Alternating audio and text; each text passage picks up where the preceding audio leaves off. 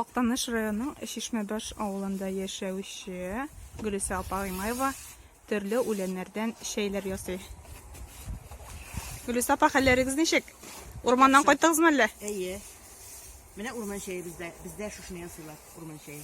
Ул урман шәйе дип аталамы? Бездә урман шәйе атала инде.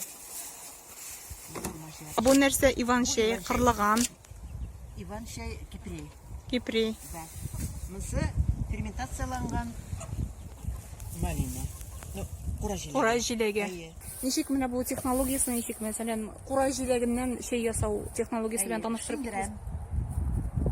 Ана шиңгәннән соң аны мин парландырып шиңдерәм. Аннан соң менә уам суы чыкканчы. Аны куямын, салып савытка өстен чүпрәкле каплап. Шунда бу ферментациялана. Ничә көн торырга тиеш ул? Төрлечә тәмиз чыга башлый аны. Аннан соң Бер атна, ике атна, берничә көн. Менә бу кай вакытта 6-7 сәгать тора, кай вакытта 1 көн тора. Кура җиләге. Булар жука бит менә булар менә. Кура җиләгенеке ничек?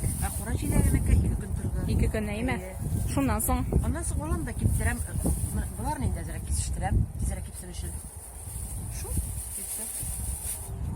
менә бу курадан шәй әзерләү өчен ничә көн кирәк була инде безнең? Менә моңа 1 көн ятты почти. Пока җиганчы Киптерүләре белән дип әйтәбез. Инде менә мондай була. Аның менә буларның һәрберсен аерым алырга кирәк була әйттереп менә. Каты җире керми.